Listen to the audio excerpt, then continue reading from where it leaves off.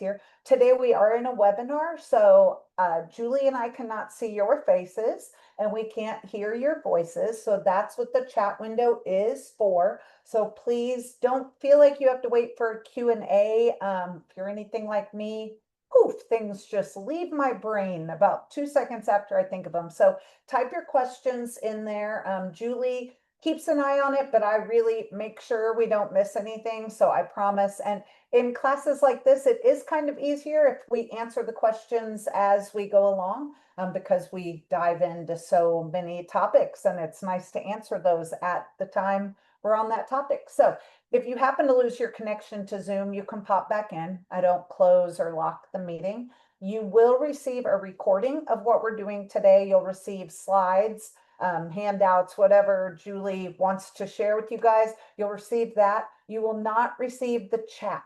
So if Julie or I drop links in the chat and you're like, I totally want to look at that, you're going to want to pop it open and have it behind your little Zoom window so you can bookmark it or look at it later. I get that question all the time. So if you don't have a score mentor, I will tell you how to get one. Guess what? That's going to be a link. So you're going to want to click it when you see it. And then after class, you will get a survey and we really appreciate. Tell us how we did. Is this something you want to know more about? Was there something we didn't touch on today? Other topics, not even Julie topics. What other topics are you looking for that we might be able to help you with? And then the final slide I have is, what is SCORE? SCORE does three main things. No cost business advice and mentoring. Like I said, I'll tell you how to get one of those if you don't already have one. Low and no cost business trainings. You're here. Congratulations, you found that one.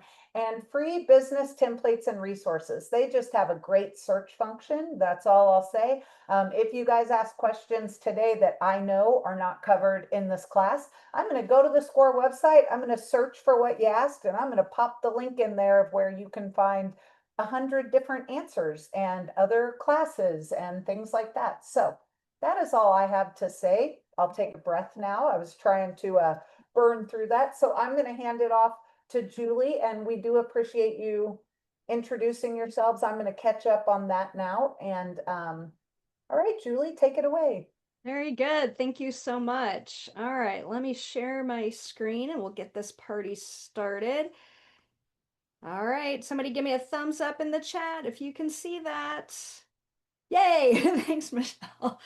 All right, y'all. So as Michelle has said, this is a webinar, which means your cameras are off, which also means I can't see you.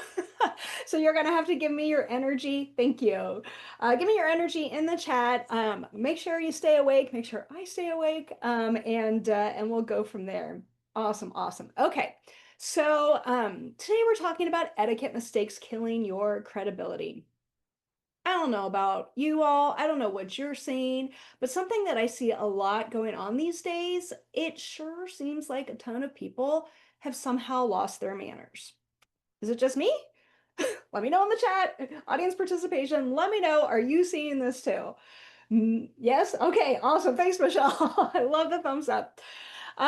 Yes, right? I don't know what happened. Or maybe like people didn't have manners to begin with. I really don't know. Yet what I do know, without a doubt, is that something today that'll instantly set you apart is etiquette. All right? You know, the things that we were supposed to be taught when we were kids. So I have a question for you, and you may not be able to answer this until after the presentation, but are you damaging your reputation? Because you very well may be right now without knowing it. And unfortunately, I see it all the time. Maybe you do too. These so-called professionals acting in very unprofessional ways. I don't know what's happening. It is just mind-boggling. And I mean, surely they know basic manners. They know these basic etiquette principles, right? Right? Like, yeah, I don't get it. But for whatever reason, they just don't abide by them. Hopefully that's not you, but we're going to dot our I's and cross our T's today to make sure, because if you're not following these basic etiquette rules, like that's a huge mistake. And let's be honest, it can really kill your credibility and, of course, then sabotage your success. Love the chat going on. Let me get caught up. Yes, awesome, awesome. Okay, so we got to be honest with ourselves. You may be good at what you do, whether it's photography or AI or videography. I saw in the chat. Hi, Tim. All of the above. However, if your communication is sloppy, if your follow through is flaky, or if your behavior crosses the line from from casual to careless, y'all are doing real damage to your reputation, whether you realize it or not. So, what can you do? Uh-oh, Lisa doesn't like profanity. Welcome to my presentation. I'll try and be good.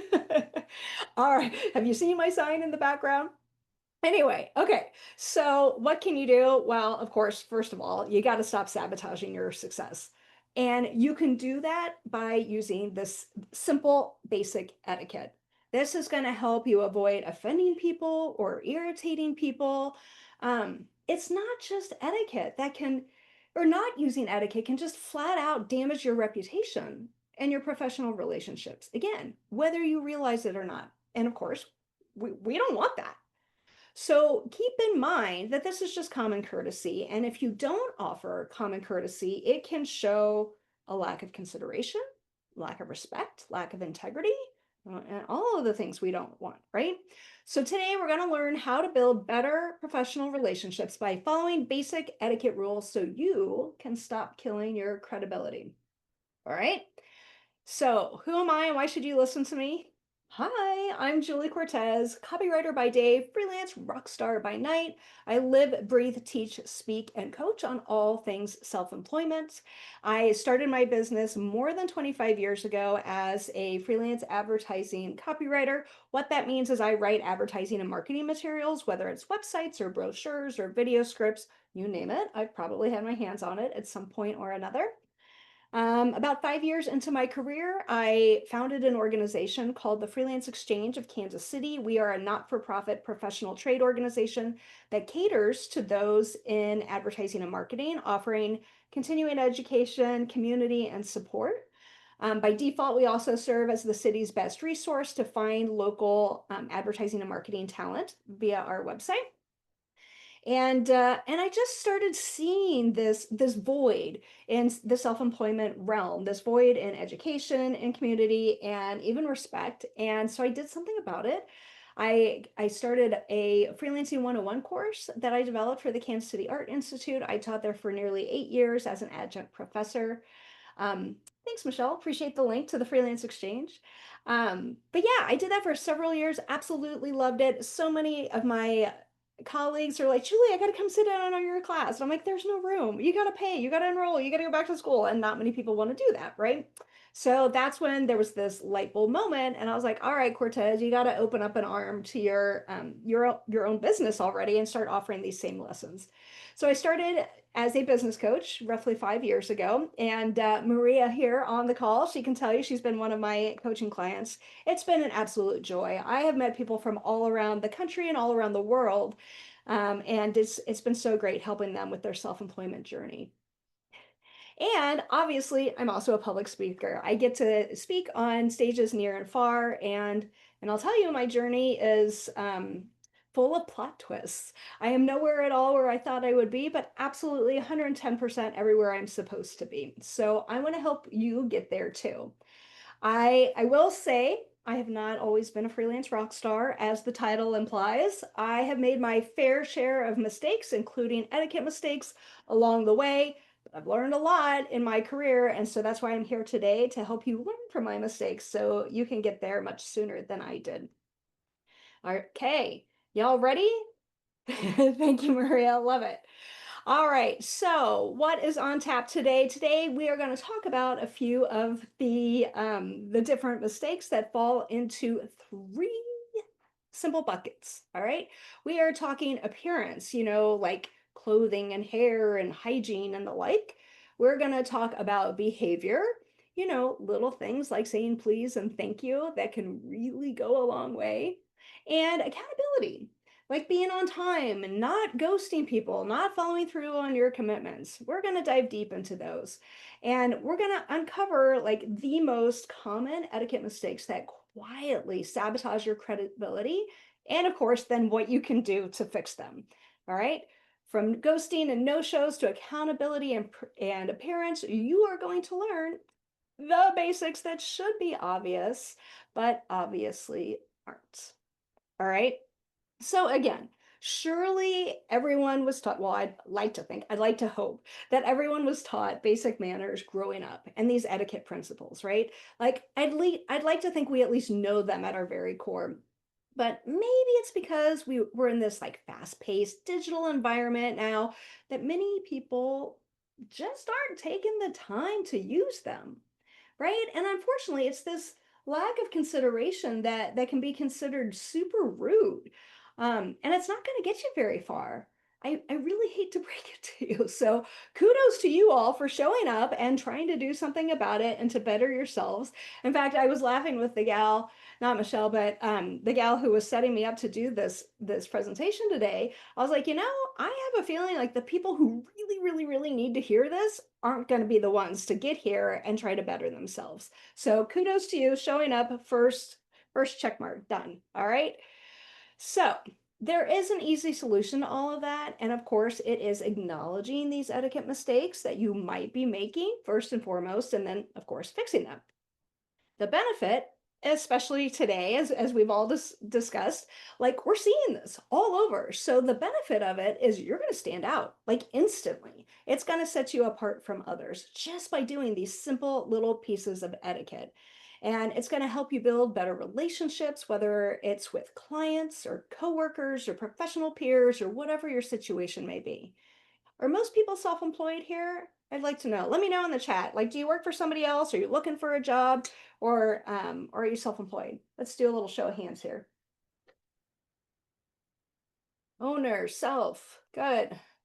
Self-employed, good, good. Both self-employed and employed.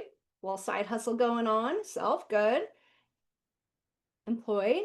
All right, we've got a mix of people. Looks like most people are self-employed. Got it. Nice. Okay, look at all this. Yay, self-employed. You are my people. Yes. All right. Very good. Very good. Thanks, everyone. Okay, so let's get started on this. Like I said, we're going to break this down into 3 different categories, and we are going to start with appearance.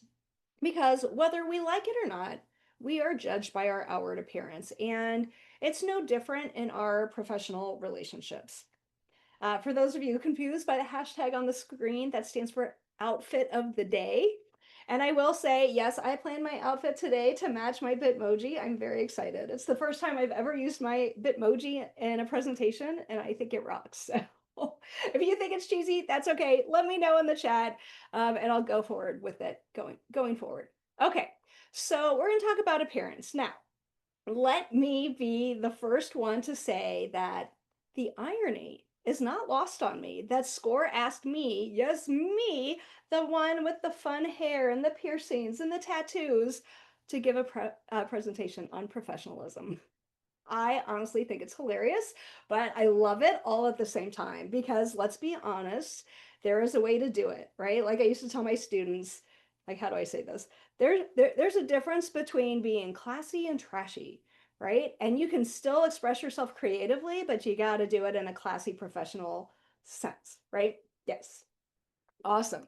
Okay, so um really what it comes down to is appearance is important in a work setting because it serves as a visual clue to your professionalism, your competence, your attitude, and a neat and well-groomed, appropriately dressed individual is going to show respect for not only the work but also the client or your employer, and it conveys credibility and trust. All of these things today are going to convey that credibility, right? That's what we're going to talk about today. So let's dive in.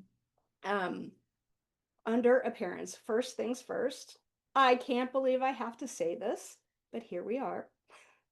Please, please, please, for the love of all things purple, please practice good hygiene, okay? Please shower. Please wash your hair if you have hair. Please brush your hair. Please keep it trimmed and well kept, right? If you have facial hair, keep that trimmed and clean. put on deodorant, brush your teeth, again, simple, simple things.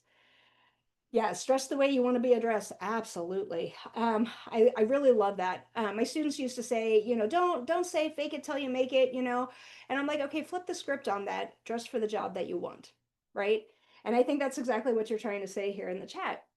Totally agree with that. But little stuff, even this hygiene stuff, like it's gonna make a huge difference. Now, keep in mind when you practice good hygiene, you're not only helping maintain your own physical and mental health, but you're also helping your overall well-being. So there are a lot of bonuses to that. Plus, studies show that when you feel better, you do better, meaning you'll be more productive. You'll be more on top of your game.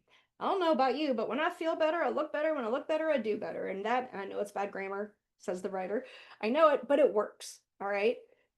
So I know from firsthand experience, if you work from home or if you work for yourself, sometimes this stuff can be glossed over, thrown by the wayside. Oh, I'm not going to take a shower just yet. I'm just going to walk down the hall in my bunny slippers and my cup of coffee and go to work. And then the next thing you know, it's 2 o'clock in the afternoon and you have not showered yet. Okay, do yourself a favor, treat it like any other job. Get up, get dressed, get showered first, right? And then go to work. Yes, and wear your shoes. Well, Maria listens to me. That's fantastic. Okay, so so keep that all in mind. So not only are you going to appreciate it, but also anybody else around you. If you work from home, your partner, your spouse, your kids, your pets, right? They're gonna thank you that you look better, you feel better, you smell better. Let's be honest, right? And you're going to feel better too. You will have more confidence if you take care of your hygiene. You're going to be more pleasant to be around. Let's be honest, right? And you'll improve your professional relationships, which is what this is all about. Yes. Depression is tough. I have been there, done that, and I get it. No judgment. Baby steps. All right. One tiny baby step a day and get yourself going. My mom used to say you got to pull yourself up by the bootstraps. And she's right. She's right. Little baby steps at a time are the way it is done. Okay. Talking about hygiene, y'all, I have a story for you. All right. So one time I had a coaching client local here to Kansas City who wanted to meet with me in person instead of over Zoom. I usually do Zoom just because it's easier, no commute time, what have you, and we can record the session, right? So this happens every so often, especially if somebody's here in town. And they offered to pay for lunch. So I was like, sure, why not? Let's go do this coaching session in person. And so I met him at a restaurant, and I will never forget it because I was walking in with him into the restaurant. I ended up seeing him in the parking lot. We walked in together. Oh my gosh, greasy hair, black t-shirt covered in flakes. Oh, I was disgusted. And was I was just floored. Like I never saw this on Zoom, but gosh, the minute I saw him in person, like of course I lost my appetite, right? And then I was like, all right, this I was like questioning my decision to meet with him in person because that is totally not what I wanted to see. Now, could this be somebody who could benefit from this presentation? Yes. Could this be somebody who's not here? Correct, right? Okay. So just keep in mind that hygiene is a big, big thing, whether we think so or not, right? So here's what we're going to do today. I'm going to point out the mistake, and then after I give the spiel, you all are going to tell me the fix, right? Okay, so the mistake is not practicing good hygiene. What is the fix? Tell me in the chat. Make sure you're paying attention. Yeah, Maria, it was quite gross. I'm not gonna lie. Awareness, yes. Yes, yes, yes. Routine. Oh, I love that, Tim. Very good. Especially being self-employed, having that morning routine is so very important. Absolutely.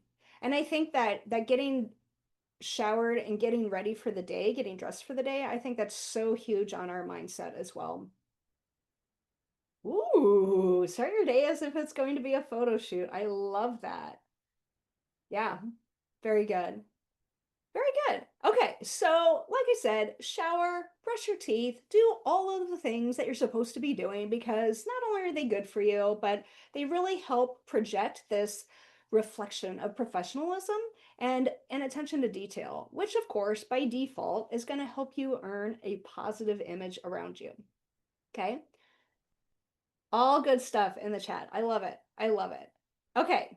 So going beyond hygiene, we started talking about dress. So let's talk about the mistake of not minding your appearance. Another story for you. I can tell you, working at the Art Institute, working with college age students and creative types on top of that, you might imagine that this was a real doozy of a lesson for me to give them when I was teaching there. Now, I've seen it all. And dang, some of the outfits these kids would come in with were so freaking creative, and I loved it. However, they weren't the most professional, right? And so we had to have that conversation, and it was a little awkward, but I used that phrase again, like how do you say this without just coming out and saying it? There's a difference between classy and trashy, and yes, you can express yourself and express your creativity in a way that is classy. Obviously, SCORE thinks I have it done because they asked me to give this presentation. So you can too, right? So a little dose of reality here. Let's dive in on minding your appearance to make sure that you're not making these similar mistakes going forward, right?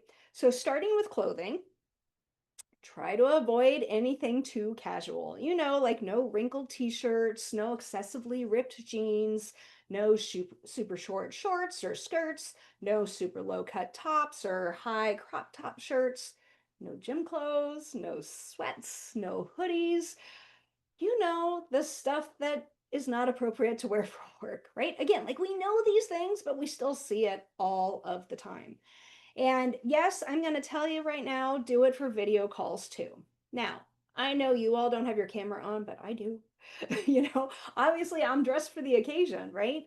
And I'll tell you, if you get up and get dressed in the morning, ready to go to work no matter what, gosh, in today's day and age with Zoom calls and video conferencing, like you may have a client who says, hey, I've got a question for you. Can we hop on a call in 15 minutes? And if you haven't showered yet, you haven't washed your hair, you haven't put on, makeup or clothes or whatever the case may be, like they're going to know. And if you try to use that trick, like, oh, my camera's not working today, like, yes, I get it. Once in a blue moon, that's going to happen.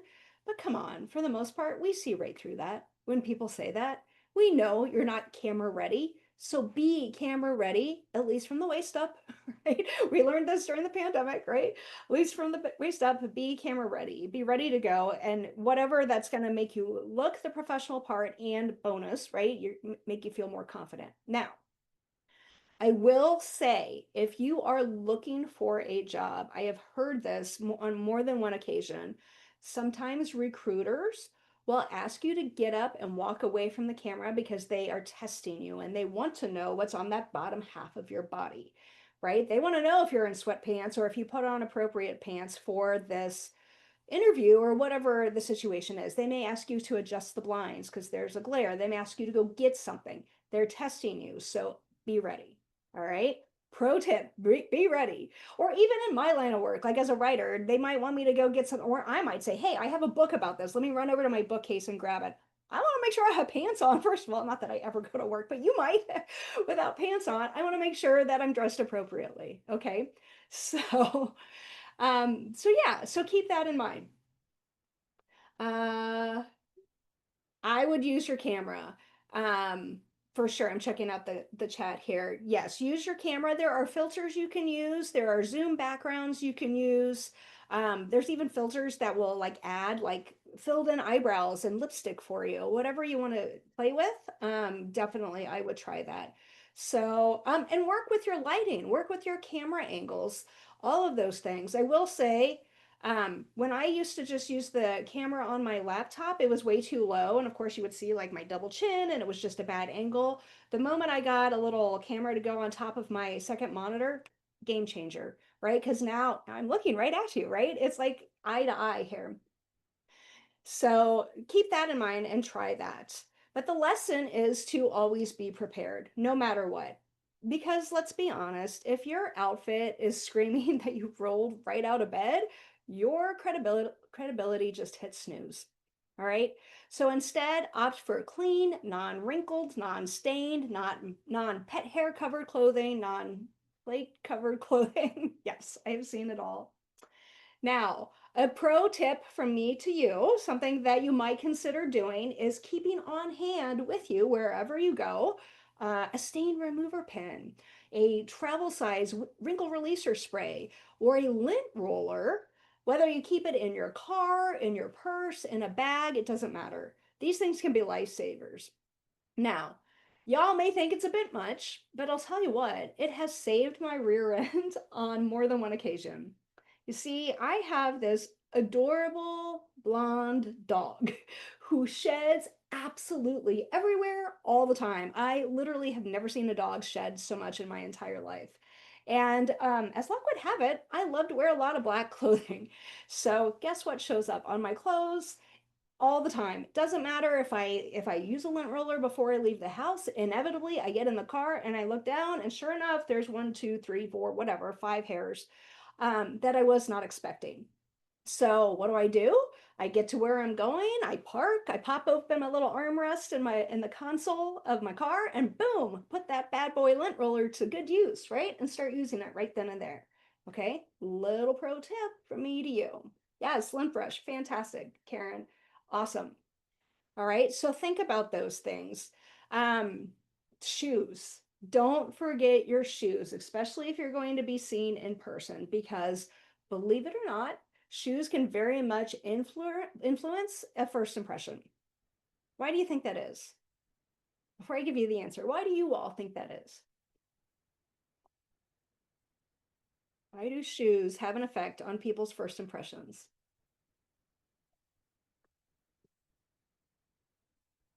They complete the outfit. I agree. That's not where I'm going with this, but I do agree. Anybody else? Military spit shine. Yes. Shows attention to detail. Y'all have some good ones.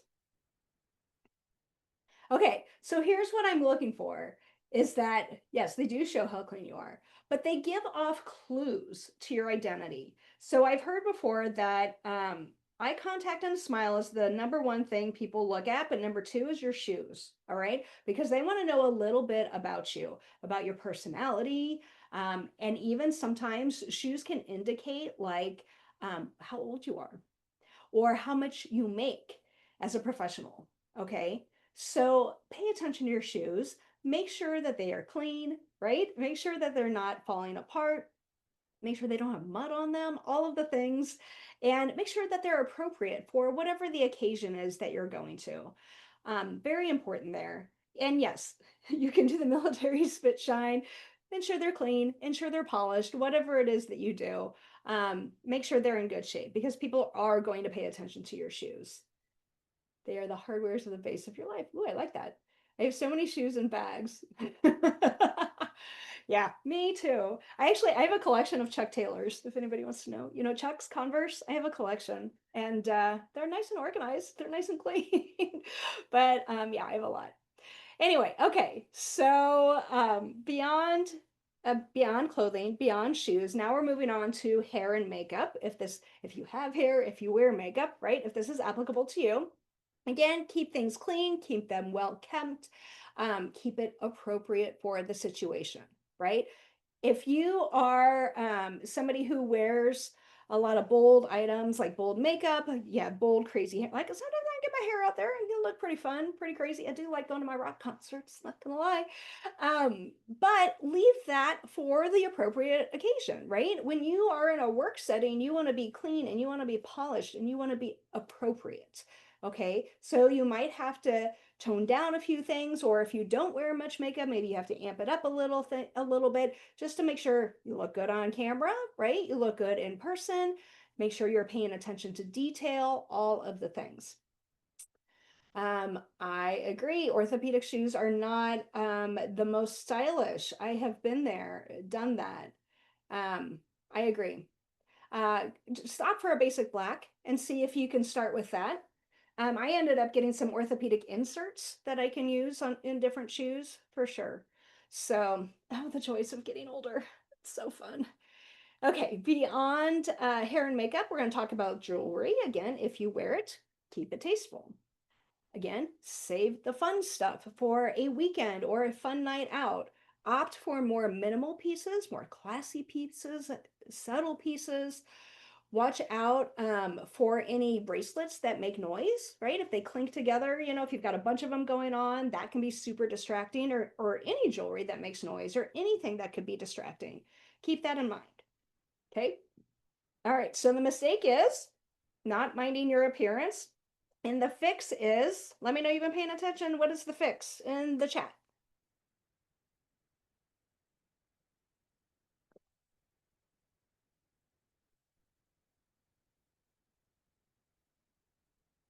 What's the fix for not minding your appearance? Anybody? Anybody? I feel like I need, yeah, mental health. Good. So we want to dress clean. We want to dress sharp. We want to dress professional because, yes, people notice. Take steps to care for yourself. Absolutely. Thank you, Michelle. Yes, you get the wrong first impression. So get ready for that photo shoot. Coming back to that, I love it.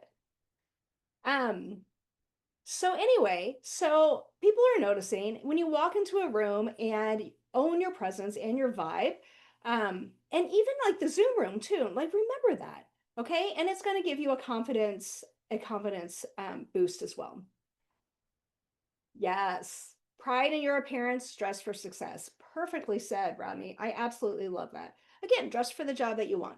Maybe not necessarily the job that you have right now. Dress for the job that you want. Okay. All right, very good.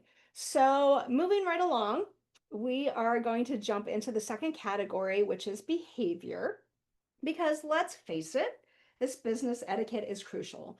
And it's not shown just through your appearance, it's also shown through your behavior. Like many of these etiquette principles, good behavior fosters trust and respect, and it improves communications and prevents misunderstandings and helps create a positive work environment. All right. And again, little things can make a huge difference in your working relationships, whether with coworkers or clients or employers or professional peers, whatever the case may be. All right. So let's jump in. Let's break it down into some digestible chunks. So, first up, the basics. One big mistake is not saying please. If you forget this magic word, it is bound to cause instant eye roll on the other party's behalf. Ask me how I know. All right. So say please when you ask someone for something. It's just common courtesy. If you ask someone for something, respect the other person's time, their energy, their effort by saying please. Okay. It's not hard, and yet it shows respect. Why? Because otherwise, it's going to turn what may seem like a demand into a polite request. And it can help the other person being asked feel more appreciated as opposed to obligated. Okay. So, this is something that is crucial for building those strong working relationships. And again, it can help foster that positive work environment and enhance your overall success. So think about it. Like if somebody were to come to you and say, "Hey, Maria, I'm going to pick on you because I see your name right there. Hey, Maria, can you do this, that, or the other for me?" And they don't say please, like how is it going to make you feel? Are you going to feel like an order taker, or are you going to feel like a true business partner, right? Or a work partner? Okay. If you don't say please, it may even unknowingly or unwillingly, it may cause resentment, right? Yeah, it is easy to forget this in a text. So glad you're here to hear this, Tim. Right? Yes, this applies across the board, not just verbally, but also in emails and in text. Okay, in any form of communication, use your manners, please and thank you. All right. So the mistake is not saying please. How do we fix it? Obviously, we say please, but also mean it. Okay. Respect people's time and energy and effort. It's simple little courtesies like this that demonstrate that respect, that demonstrate that appreciation, and of course, that professionalism, right? It's like you were telling me top to right, exactly. Like let's be on the same level, let's work together, Okay. It's not like being a controlling boss, right? Or a dictating boss, like kind of thing. All right. Say please, like show people that you appreciate them. Oh yeah, good point. Good point. But it's not just saying please. Obviously, it's also saying thank you, and people forget this all the time. All the time. Don't forget it.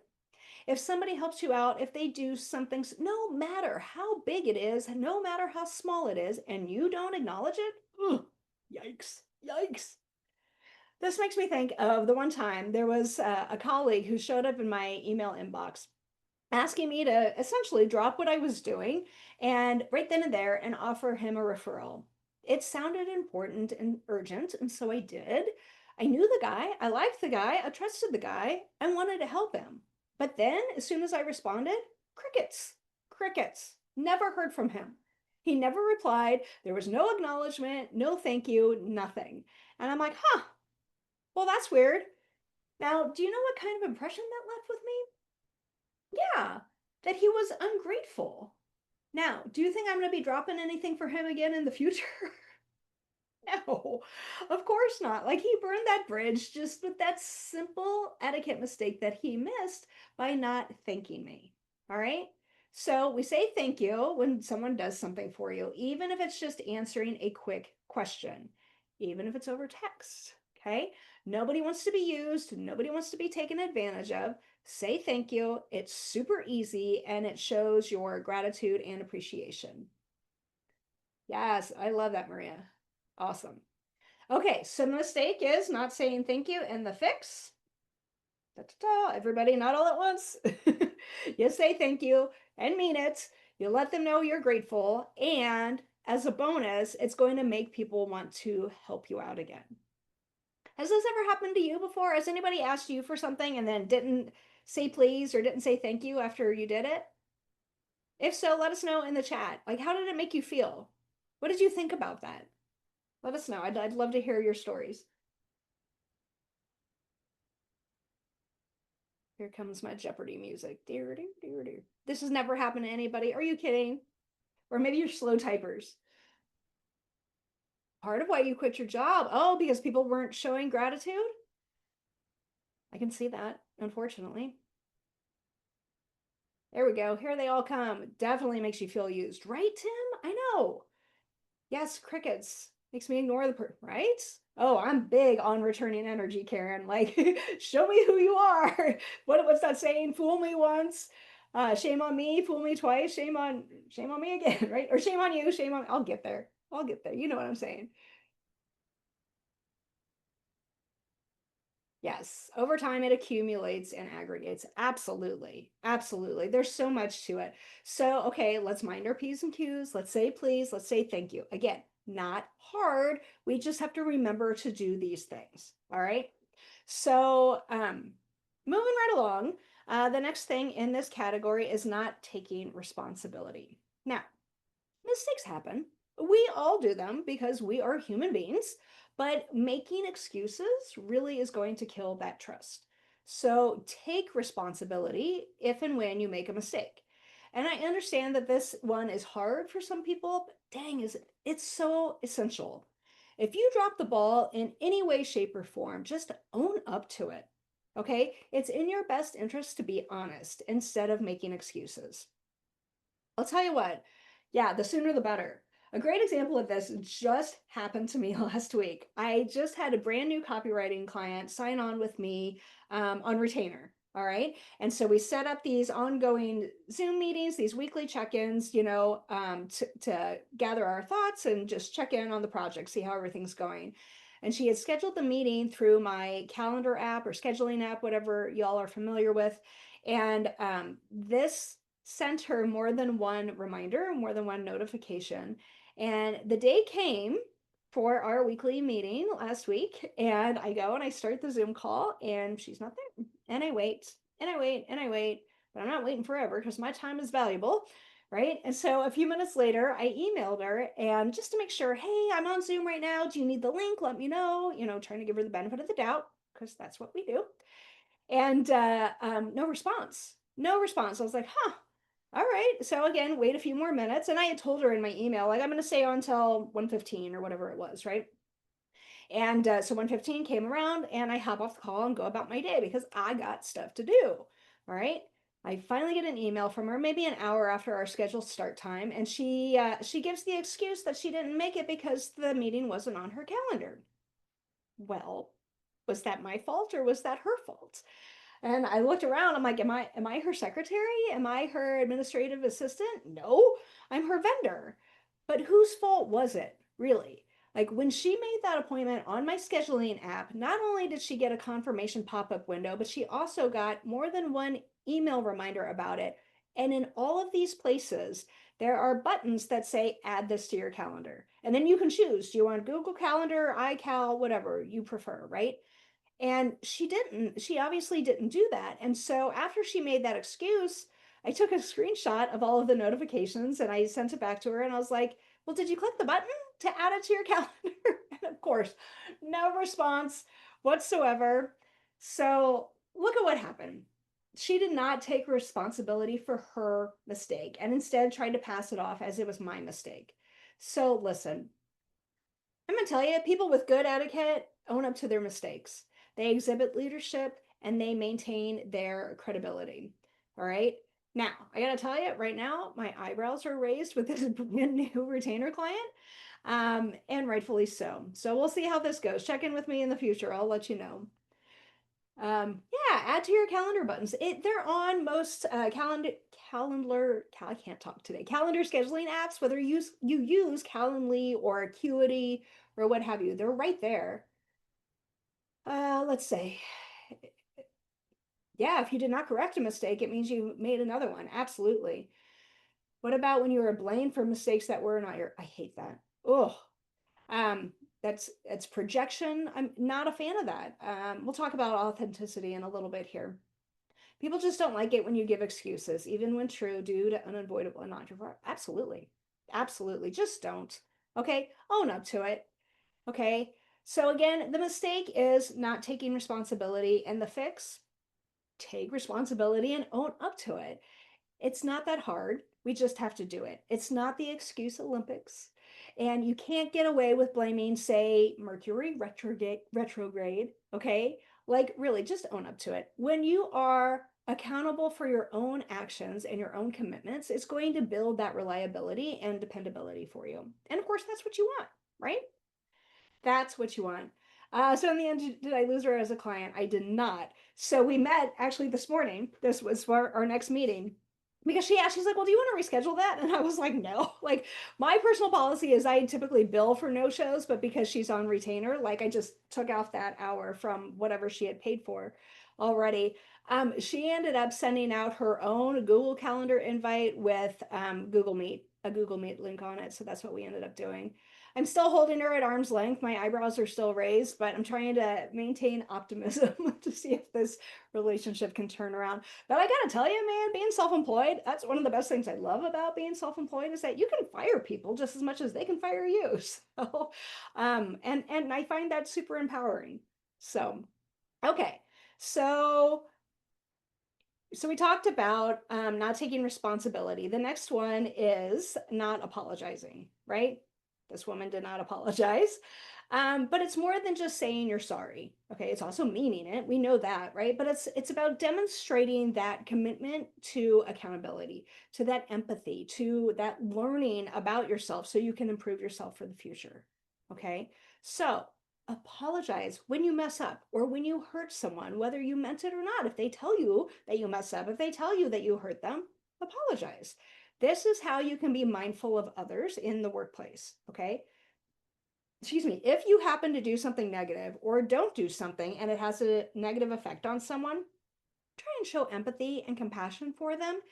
Okay, when you apologize, you're building and maintaining trust by saying you're sorry. It's how to repair these damaged relationships. Okay, now I'll tell you, I serve on the board of directors for the Freelance Exchange, and I have for all 22 years we've been in existence. And a few years ago, we had a board member who messed up royally. I mean, royally. They knew that they did too because it had been discussed with them on more than one occasion. Yet, for whatever reason, for the life of them, they just could not apologize. Now, how do you think that made us feel about that person? How do you think we feel about them to this day? Like, do you think that we're sending them any project leads or any referrals for their business? Nope, not at all. Do you think they were welcome to stay on the board? Nope, not at all. Of course not. And yet, a simple apology could have remedied all of that. They burnt a huge bridge and they could have repaired it. Okay, so keep that in mind. The mistake is not apologizing, and the fix is to say that you're sorry and to mean it. Okay, remember, apologizing rebuilds bridges and silence burns them. All right. Now, I will say, side note, saying that I'm sorry that you feel that way is not an apology. Don't apologize for how somebody feels. Apologize for what you did to make them feel that way, because otherwise you're putting the blame on the other person. So simply say you're sorry, take accountability, and move on. It's really that easy. Yeah. Okay. So last but not least, underneath the behavior category is not being authentic. All right. Being authentic and true to yourself is crucial, not only for your own personal well being, but it can also help you find greater happiness, confidence, and self esteem. Plus, of course, improve your professional reputation. This means bringing your whole self to your work, okay, rather than putting on a fake face. Nobody likes to work with somebody who's being fake. Nobody likes to work with someone who's hiding behind a mask, right? What do they call that? A wolf in sheep's clothing? You don't want to do that, right? Now, this is one of my personal pet peeves because I can't even begin to tell you how often people copy me. The life of a freelance rock star. I know, first world problems, but it happens all the time. Whether they copy one of my social media posts, copy my branding, copy my hair, even my business model, it has happened before. Yeah, I know, lucky me. But it's so annoying, right? It's really annoying. I'm like, just be authentic, be original, be true to yourself. I mean, I understand taking inspiration from somebody else, but not flat out copying. And these people are flat out copying. But it's not only annoying to me, it's also not doing them any favors because I'm not the only one who notices. I will say, call it a blessing or a curse. I am super observant about stuff like that, or about a lot of stuff actually, but I'm super observant. And so are other people. Not everybody, but so are other people. So when I say that I see people are copying me, other people see it as well. I'll tell you what, a bringing your full self to work. Don't we all wear masks? I mean, a professional mask. I mean, I wouldn't go crazy with that. Yes. Okay. So I'll tell you what. A few years ago, there was a gal who copied me, my brand, my business model, so much, complete with putting her own brand colors that happen to be a gradient as well in her hair. And then she's tried to steal my coaching business idea, and then literally tried to steal coaching clients from right out from underneath me. These stories I could tell you about this woman, just crazy. But it finally dawned on me because I've been trying to say something this whole time and maintaining professionalism. Of course, she was gaslighting me. You're crazy, Julie. I'm not doing that. You were doing it. But it was one of our fellow board members who came up to me and told me that she was literally having nightmares about this woman because it was reminding her of the old 90s psychological movie. Maybe you remember it too, but it's called Single White Female. Yeah, it was all sorts of bad juju. I don't want to relive that at all. But long story short, this woman was not being authentic. She was not being true to herself, and people saw it. Not only did I see it, but most everyone around her saw it.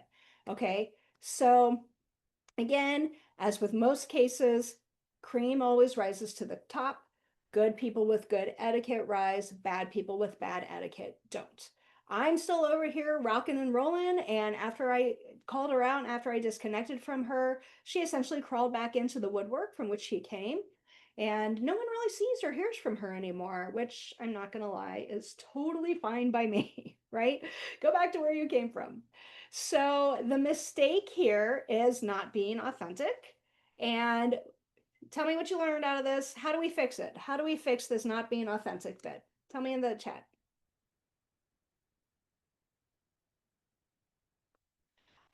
Wearing a pantsuit, I think, is totally fine. Totally fine. I think that's fine. No, I don't think that's a problem. Don't compare. Yeah. Be original. Be authentic. Be yourself. Okay? All of these things. Ask yourself who you are. Yes. I love that. I love that. There we go. Here they come. Character is everything. 100%. Be your best professional self. There you go. You all got it. You all got it.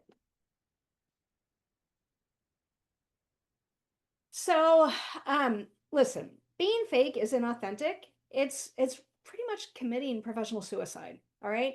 You may not think that people notice, but they do. And it's killing your credibility if you do this. Okay. Yeah. If you borrow from someone, acknowledge the source. Absolutely right. You could say hat tip to so and so for the inspiration, right?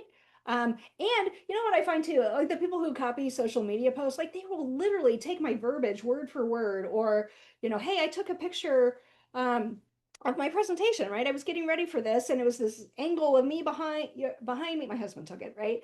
Looking at my screen. I kid you not, somebody, and this happens all the time, somebody who did not even like or acknowledge my social media post, guess what they did with their presentation? They did the same thing on social media 10 hours later that day. I'm like, huh, I wonder where you got inspired by that. And you couldn't even give me a simple little like on social media. Whatever, whatever. Okay, so yes, be yourself 100%. Don't kill your credibility with this one. All right. Be you, be authentic, be your own fabulous self, and you're going to be better off in the end. Ask me how I know. Oh, I know, Maria. Yeah. They say if people are copying you, take it as a compliment. Y'all, I have 4 stories about this. I had an imposter. I'm pretty sure they were overseas, but somebody who literally stole my likeness. They stole my name, my titles, my brand, my pictures from social media, everything about me, even my self-promotion posts on social media, and they put them up like on Fiverr, and then they were using Telegram, which is a social media app used overseas a lot.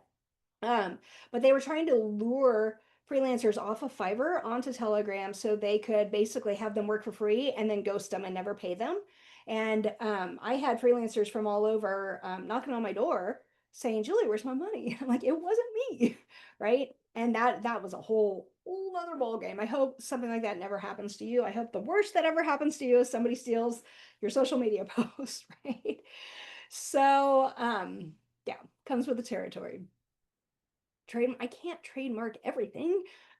I actually I have copyright symbols on the bottom of my branded social media posts. Doesn't matter. They still took them, they still used them, and then I would complain to or report them to Telegram or Fiverr or whomever. They don't do anything. They do nothing. Yeah. Anyway, I don't want to spend a lot of time on that. That's also like, well, I don't want to bring me down or you down either. Let's keep this party going. Okay. So, Emery, I'm happy to talk with you about that offline because we have each other contact info. Moving right along, let's get to this third category, which is accountability. Now, this is super important because, like appearance and like behavior, it builds trust and credibility. Okay, that's the name of the game here is credibility. This is going to lead to better collaboration, better relationships.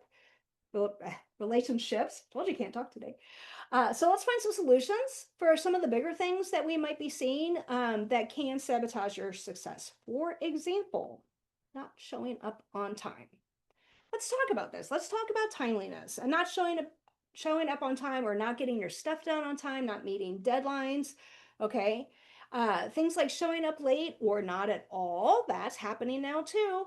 That's going to kill trust and credibility much faster than you can even say client meeting. Okay, so let's break it down. Showing up on time to meetings, to calls, to events, whatever it is, like this is a simple professional standard. And if you miss it, it can really cost you some brownie points. Now, truth be told, again, I haven't always been a freelance rock star, and I say this as someone who used to be chronically late. Like, I knew better, but I just could not, for the life of me, get to places on time. Like, I'd maybe be 3 minutes late, something like that, but I was still late. It didn't matter. Now, Did I struggle with time management? Yes, obviously. But in my head, like I found it, I tried to flip it to a positive spin and I was like, well, I'm just super optimistic that I can get ready faster or I can get somewhere faster, right? Than I actually could. And that wasn't helping anyone. All right. So again, learn from my mistakes, friends. Tack on an extra 10 or 15 minutes to get somewhere, maybe 20 minutes if you're going someplace further. Like, especially if you're commuting, right? Because you just don't know what might pop up. There might be an accident, there might be road construction. But you want to make sure that you are ready and on time, and adding a few extra minutes to your mindset, to your commute, that's going to be a game changer. Even to your deadlines. Like if it's due on, let's say you've got something due on Wednesday, tell yourself it's due Monday at 5 o'clock. Okay.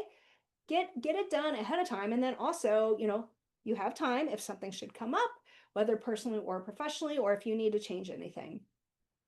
Yes, on time in Switzerland or Japan means 15 minutes early. That's good to know. Yes, ooh, you are right. So I was just going to say this. So, funny story. I was just telling a colleague friend of mine the other day that I was giving this presentation, and he told me that recently he had read online that the younger generation, for whatever reason, they actually believe that 10 minutes late is still on time. Wait, what? What? No. No, even as a reformed, perpetually tardy participant in the game, I can tell you without a doubt that's not on time. I knew I wasn't on time. I apologize. But if you do this to anyone, especially people who are older than you, like I can pretty much guarantee they are not going to appreciate it and they are not going to be thrilled. And whether you realize it or not, your reputation is going to take a hit. Now, of course, things can happen like I mentioned, construction or accidents that you didn't know about in advance and you get stuck on the highway. But if you know in advance that you're going to be late, or if you know in advance that you can't make a call or whatever it is that you have set up, like be sure to offer consideration to the other person or the other people and let them know as far in advance as possible. Did you get sick? Did you get left without childcare? Was there an accident? Like, tell the other party. With cell phones nowadays, like, really, there's no excuse. All right. So, yes, always call ahead. That's my pro tip. Good job. So, if you are meeting with someone in person, pro tip from me to you, keep their cell phone number on you. In case something happens and you need to call them or text them, like if there's an accident on the highway and traffic is backed up for miles, you call or text them when you can, when it is safe, of course. Um, but let them know you're going to be late. That little piece right there of consideration will go a long way. Okay. Now, of course, add on a few extra minutes to try and avoid that. But if you know now your GPS is telling you that you're going to be a few minutes late, let them know. Okay. 1 to 2 hours late? Oh my goodness. Oh, nope, nope. Nope. Yeah, I don't know. I don't know how people do that. I don't know how they maintain professionalism. So the mistake here, of course, is not showing up on time. And how do we fix it? We be on time. Okay. We add a buffer to allow wiggle room for any unknowns. And then we communicate as soon as possible if something happens or something comes up. This holds true for deadlines as well. If you see that you're not going to be able to meet the client's deadline or your employer's deadline, let them know. Okay. Because maybe they're going to be able to help out, fill in, whatever the case may be, just let them know. As far in advance. Okay, what other tips can you all offer when the unexpected occurs? Like when you want to save face with someone? Let us know in the comments here. The message, you're not that important. Yes, absolutely. Yes, criteria to set boundaries, right? No means no. I'm done. Okay, moving right along, not being prepared.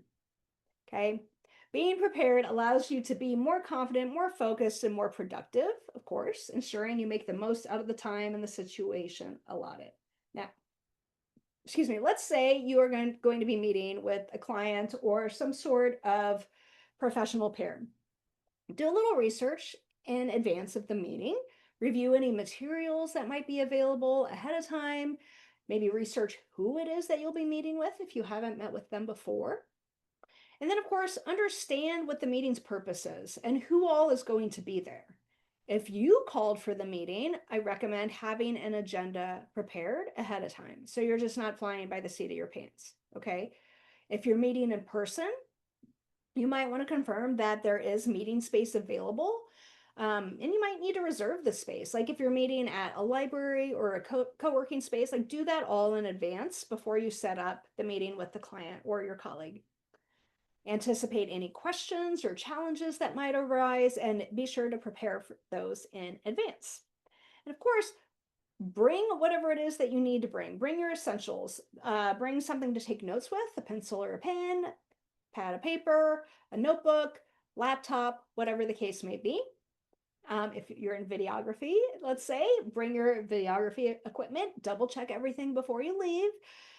Bring any materials if necessary, handouts, presentation deck, whatever the case may be. And last but not least, ensure that your technology is working properly ahead of time. Check your cords, check your adapters, check your Wi-Fi, and don't forget your software updates, whether it's Zoom or Teams. Now, I say this as someone who just had technology issues right before our meeting. I was ready to go, y'all. I had my presentation up and ready, my notes ready to go, everything. And then something happened, I don't know what, and I had to restart. But thank goodness I still had a couple of minutes before our start time when finally everything came back up and I was rolling again. But I'll tell you, man, software in particular can throw us for a loop. Okay. And I am guilty of not doing this for sure. I'm not a fan of, you might be familiar with the video conferencing platform Microsoft Teams. And I will avoid it like the plague if I know that I can. It might be a Mac versus PC kind of thing. I don't know. I just do not find that sucker user friendly. Anyway, lo and behold, a few months ago, I was invited to a meeting on Teams and I clicked on the link a couple minutes early, ready to go, right? Giving myself plenty of time, or so I thought. And of course, the software needed to update. Great. Only it wasn't a quick update. It was something that ended up taking several minutes. And even then, I had to restart my computer. So, of course, I was late and I was embarrassed. Lesson learned. Thanks, Philip. Appreciate that. But learn from my mistakes, friends. Ensure that everything is updated in advance. Give yourself a grace period by planning to be on the meeting more than a couple minutes early in case some tech issues come up. All right. Okay. For those of you who are stepping away for a minute, I will tell you we are scheduled to go to 2:30. So that is my hard ending is right there. So I'll try and get us out of here before then. I did answer your email, Michelle. I had to use my phone because I had to restart everything. I couldn't even get to my email on my computer. Ooh, that's good to know. First Tuesday of the month is update day. That's good to know. See, again, I don't use Microsoft products, right? Not a fan. Okay, so lesson here, don't fly by the seat of your pants. Winging it might work for karaoke. It's not going to work for business. All right. So the mistake is not being prepared, and the fix is to do your homework, to test out your technology ahead of time, and bring what you need. Ensure your professionalism, chef's kiss, is on par with what the other party is hoping for, and if not, expecting as well. Okay, moving right along to the next one, and that is not being responsive. Y'all, ghosting is not professional at all. Again, for the love of all things purple, do not become Casper the Ghost. Please and thank you. Ignoring messages, ignoring people, like they're just going to disappear, doesn't make you mysterious. It makes you rude. Okay? So be responsive when someone is expecting to hear from you. This isn't just a generational thing. I'm going to tell you, I see it happening today with people of all ages. If someone asks you a question, they are expecting a response. So respond. If someone invites you to a meeting and you say yes, they are expecting you to show up. Period. So show up. Okay. What's going on with Marty here? So anyway, we want to show up. Okay, so let's talk about that. If you have a scheduled meeting, let's say it's a lunch date, whatever it is, what a client meeting, whatever that you have, don't ghost the other party. If something comes up, just let them know. If you decide for whatever reason you're not going at all, let them know. It's not hard. It's not hard. So here is a great example. If you request a SCORE mentor, you're going to receive an email invitation to your first mentoring session with said mentor, right? That means the mentor is expecting you to show up to that first session. And if you don't show up or if you don't respond to let them know that they're not going to be there, there's going to be some issues. Of course, if you don't reply or if you simply no show, like guess what? You just killed your credibility instantly. All right. Your credibility just went down a few notches. Okay, so keep that in mind. Here's another example. Let's say that somebody shows up in your email inbox about a legit job or project opportunity. Even if you're not interested, like it's still in your best interest to give a courtesy of a reply. Notice I said legit. I'm not talking about the spammers that end up in our inboxes, which we all get a ton of, right? But maybe it's somebody you know or somebody you know exists because they're in your industry, they're in your network, right? Give them a reply. If anything, let them know that you got the email. Let them know that it's not a good fit for you. Offer somebody else, offer a referral. But just let them know that you appreciate that they were thinking of you. Okay? Silence kills trust. So reply. Be transparent, be considerate. Just make an effort to acknowledge someone's attempted communication some way, somehow, even if it's to tell them that you are currently slammed with work and that you'll get back to them soon. I know it happens. Just let them know. Okay. So the mistake here is not being responsive, and the fix is to respond. Right now, I would say aim to respond within like 24 to 48 business hours. Notice I business hours, okay, not weekends, not holidays. But even if it's a good, got it, we'll be back in touch soon. Even if it's via email or via text, that can work wonders. Just always, always, always get back to them. Um, Give yourself an internal deadline if that helps you, like for responding to all messages. Like I try to tell myself, get back to them again within 24 to 48 hours, 2 business days, right? This can really help you stay on top of any backlog messages. I know like some realtors will be like, oh no, I've got a 2 hour turnaround. That's great. You do you. If you can do that, absolutely do that. But also make sure it's something that you can actually accomplish. Okay. Don't make it too stringent. Gosh, I saw one guy on LinkedIn who's like, I expect my freelancers to respond to me within 10 minutes. I'm like, 10 minutes? Oh my goodness. I mean, what if I'm in the middle of a presentation? What if you're stuck in the bathroom? What if you're driving? Like, no, no, no, no, that's too much. Okay. So we want to make sure that it is something that is reasonable. However, it also keeps you accountable. Okay. So, yes, make sure you have that. Last but not least, not following through. Y'all, if you say you are going to do something and then don't, congrats, you just branded yourself as unreliable. So please follow through on those commitments because it is essential for your credibility.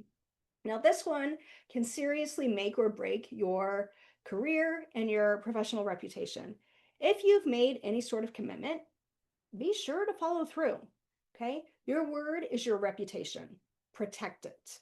Block time in your calendar to complete each and every task. And then, of course, follow through. True professionals show up. And if you can't get it done, again, things happen, right? Just let others know as soon as possible. Life happens. Most people understand, even if you're struggling with things like mental health, right? Honesty and transparency are going to be your best bet. Plus, it's going to let the other party know that what's going on, and it will give them some time to make other arrangements if necessary, right? Or maybe if you can't step up, if you can't finish the task or follow through on the task, consider partnering with somebody who can fill in for you or outsource the task if need be. Okay, you have options. Just to make sure you don't drop the ball altogether because that is a credibility killer. Okay. So I'll tell you, once I had an individual promise me that they'd have a task done by a certain date. And long story short, that date came and went. And it was something that a lot of people were waiting on. Guess who ended up having to do it herself? Because it was a very timely task that needed to be done for the organization. How do you think that left me feeling? And do you think that person ever apologized or thanked me at all for stepping in and helping them out? Of course not. This person totally shot themselves in the foot. And not only did they not follow through on their commitment, they also didn't apologize or thank me when they learned that I'd gone ahead and completed it for them. In the process, they burned a bridge, right? Not only did their reputation take a hit with me, yet it also went down a few notches with everybody else in the organization who was involved. Again, do you think any of us are going to be referring them for anything in the future? No. Right? Do you think we want to work with them or partner up with them in the future? No. Okay. So keep that in mind. The mistake is not following through, and the fix is to follow through on your commitments. Don't drop the ball. If you say you're going to do something, then do it. Follow through on your commitments. And if you can't, at least be honest and upfront about it. Being cognizant of this is key as a professional, and it's crucial, again, for building trust and maintaining credibility and ensuring that things get done successfully. Okay. Any questions or comments on that? Okay. So, as long as we're on the topic of cleaning things up today and improving your credibility and your professional reputation, let's take a quick moment to do that real quick on LinkedIn as well. As a token of my appreciation of you being here today, I want to give you my free checklist of how to rock your LinkedIn profile. Freelance Rockstar, right there, right? If you want your professional profile to go from bland and boring to standing out and attracting all the right people, this handy checklist is going to be your new best friend. In it, you can learn how to turn your profile into a well thought out professional client attracting machine, or if you're looking for a job attracting machine, right? And it's going to improve your professional credibility in the meantime. So, how do you get it? You can either use your cell phone to scan that QR code, or you can go to my website. Let me put that in the chat for you so you can easily click that link and get it there.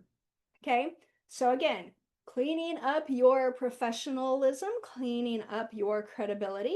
All right, so that's that. Let's wrap this up and get you out the door here, shall we? Yes. Yes. Oh, yeah. I'm like, Wait, I you still want, got a couple more slides. Hold yeah, okay, you're fine. I just wanted to be on here as you were wrapping up. on. So, Okay, good, good. Okay, so earn trust and show up like the professional that you are. Credibility isn't about being perfect. It's about showing respect. It's about keeping your word and not being that person, right? There are small etiquette mistakes that can actually have a huge effect when it comes to your reputation. But if you use the fixes that we discussed today and nail down these basic etiquette concepts, like you'll instantly and easily stand out as a reliable, trustworthy professional. This is how you can get ahead. So stop getting in your own way, stop damaging your reputation, stop sabotaging your success, and instead practice good etiquette and show up like the professional that you are. Thank you so much for joining me today. If there's anything I can do to help you with your professional journey, please let me know. You can find me on social media at Freelance Rockstar, or you can connect with me through my website at juliecortez.com, and I will put that in the chat for you as well. Thank you so much. Any questions or comments for me? that's what I was going to say. Do we have any last questions to wrap up? And I'm laughing because I've always said my lighting is not right because the reflection in my glasses. So as you were talking about that, I was like, oh, well, when I turn my camera back on, it's going to show nothing. Anyway, do you guys have questions? Because we did get done a few minutes early here, and we appreciate all your thank yous. Yes. Yes. Okay, there's a couple of question rolling in, Julie. Okay, hang on, let me get to them. Okay. What if people are ghosting you and do not respond to a text you need a reply to? It's just via text. I follow up with them, give them the benefit of the doubt. Maybe the text message didn't go through. I used to be the person to immediately jump to conclusions and think the worst about people. And I've learned my lesson, right? Give them the benefit of the doubt. So try again, just bumping this up in your inbox, making sure you saw it, give me a quick reply, let me know. If they still don't respond, then maybe try a different form of communication. If you have their email address, or I guess you have their phone number, if you're texting, try calling, right? If they I'm the kind of person like 3 strikes you're out, right? Give them three chances and then I walk away. Like I don't chase Mm. anymore. How do I tell my boss to quit using profanity? Oh, that's a great, great question. I honestly haven't had a full-time job in 20 some odd years. Michelle, you want to take this one?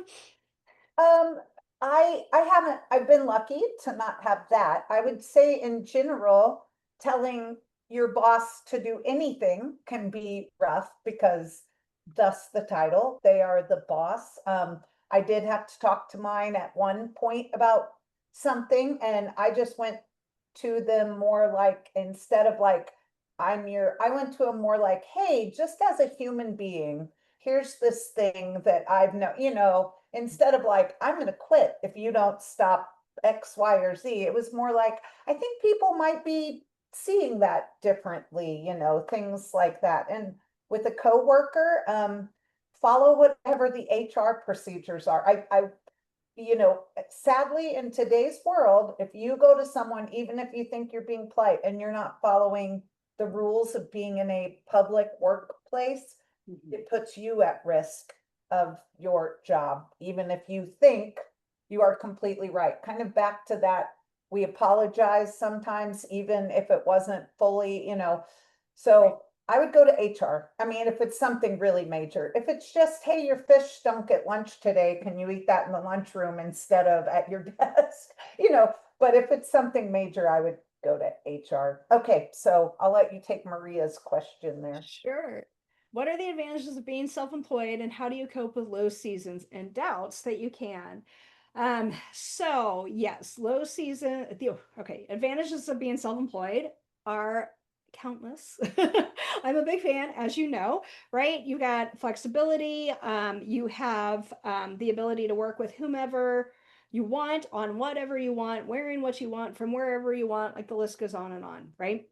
I really love the flexibility of it. I love being my own boss. I love not having to deal with difficult people in the workplace. I love having the power to fire somebody if they're being difficult. Okay. How do I cope with the low seasons? You prepare in advance. All right. You save for a rainy day. As with any self-employed job, if you will, like there's always going to be what we call episodic income, right? Sometimes you make a lot and sometimes you're not making anything. So when you're making a lot, hang on to it, save it for when you're going to need it. Also, there's no shame in taking a part-time job while you're building your business. All right. No shame in that whatsoever. And then doubts that you can do it. I know you can do this. Of all people, you can do this. You are so motivated and you are so intentional, Maria. I have no doubts about that. Okay, so Philip says, as far as meeting client expectations, should I expect more from them when I over deliver versus delivering on exactly what was agreed upon? What do you mean by expect more from them? You're welcome. I love the under promise and over deliver. I love that concept because it's a nice surprise for them. I mean, I might do a little something extra. I'm not going to do a lot of something extra because I'm not getting paid for it, right? So something that has some bells and whistles, I think is fine. But don't go out of your way. I need clarification on the question before I can answer more. And I agree with that. I do run my own business. This isn't my own, business, but I always try at the end of my consultant agreement when I know I've done what they've asked for, I always just send them an email and say, "Hey, I'm about to turn this project into you. Were there any other little things you thought of that maybe we hadn't, covered?" Now, if they come back to me with 100 little things, I say, "Hey, we should look at a new contract." But if they come back with like, "Well, I really wanted one more page in my employee manual that addressed this, and that's something I can do in an hour, I'm going to do it because I want them to come back for the next Right, project and the next and good referrals. There you go. Sorry. right. Yeah. Yeah. So Philip, I think you hit the nail on the head. So usually what I will do, like as soon as the project is completed, and if the client says, "Hey Julie, this is great, you were awesome, you saved our rear end," or whatever great praise they're giving, like it's at that specific moment when I ask them for the testimonial. Okay, great, thank you so, because right now they're like in this euphoria, right? And they're feeling great about you. Like get them then and say, if you were on a Zoom call and you recorded it, say, "Hey, can I use that in a written testimonial?" Or maybe you have a form that you send them. "Hey, can you give me a testimonial?" Send them links so they can easily offer you a review, whether your for your Google business page, for your Facebook business page, LinkedIn, whatever the case may be. Okay, like that's the time to hit it. I see no problem with asking that. It doesn't even matter if you went above and beyond. If you just completed the task and they're thrilled with what you did, ask them for that testimonial, referral, what have you, right then and there.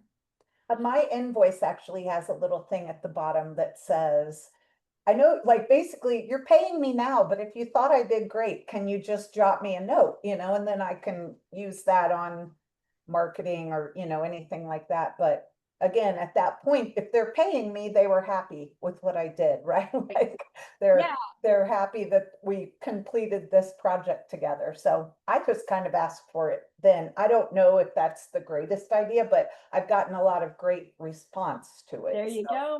There you go. It's just a matter of making it easy for them. right. If they send you something in email, just ask for their permission. Can I use this on my website? Can I use this in a social media post, right?